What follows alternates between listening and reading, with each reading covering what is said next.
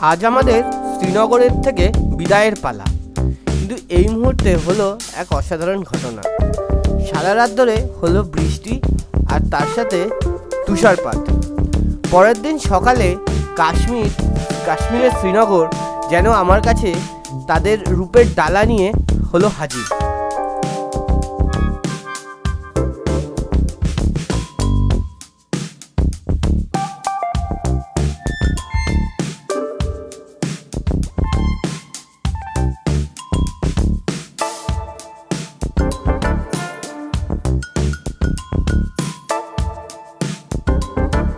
ভূস্বর্গের এই নৈসর্গিক দৃশ্য থেকে কিছুতেই চোখ ফেরানো যাচ্ছে না, কিন্তু আজ আমাদের যেতে হবে আমাদের নেক্সট ডেস্টিনেশন পেহেলগাঁওয়ের দিকে। এত সুন্দর নৈসর্গিক দৃশ্য যার জন্য দেখছি সেটা হলো পাল ট্রাভেলস, আর ইনি হলেন সেই পাল ট্রাভেলসের ফাউন্ডার।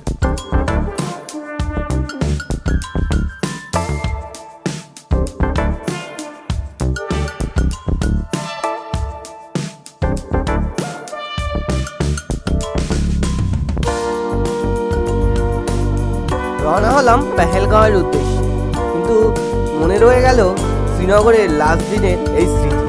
তাই অসাধারণ কিছু ছবি আপনাদের না দেখালেই নয়।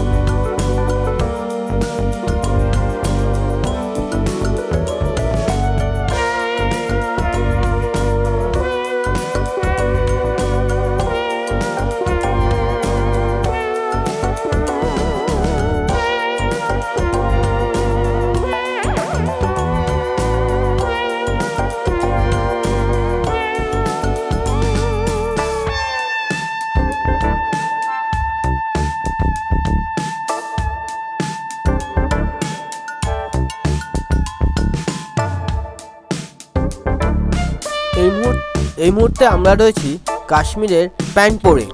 এইখানে হচ্ছে সব থেকে বেশি কেশরের চাষ। তো এখানেই একটা কেশরের দোকানে আমরা দাঁড়াই। এই মুহূর্তে এসছি হচ্ছে ড্রাই ফ্রুটের জায়গায়। এই যে সবাই কেনাকাটি করছে, দেখা যাক কেনাকাটি করে।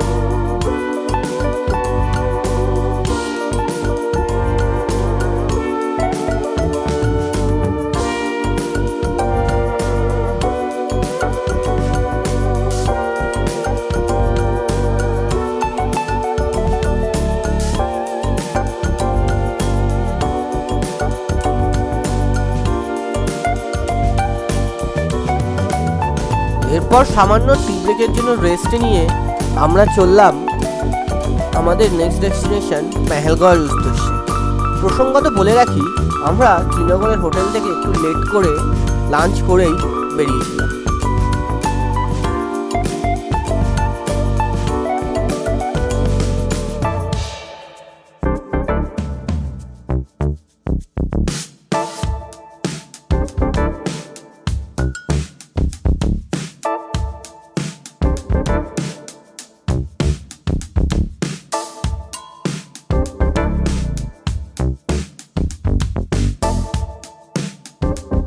পেহেলগাঁওয়ের সৌন্দর্য মার্চ এপ্রিল মাসে একরকম, আর অক্টোবর নভেম্বর মাসে একরকম।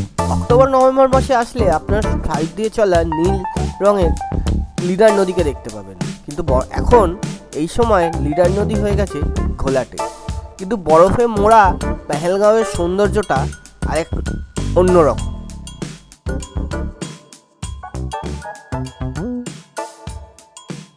আবার মার্চ এপ্রিল মাসে যে আপেল বাগান থাকে সেখানে যেহেতু কিছু হয় না, সেটা একটা ন্যাড়া গাছের মতো লাগছে। কিন্তু সেপ্টেম্বর নভেম্বর মাসে এখানে আসলে দেখতে পাবেন পরপর রাস্তায় হয়ে রয়েছে আপেল।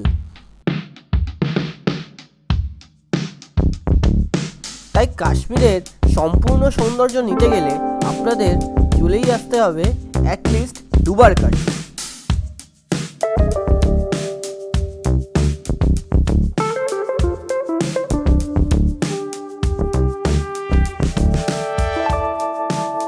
এতে বেশি কথা বলার সময় পাচ্ছি না, কারণ নিজের ট্যুর নিয়ে এসেছি।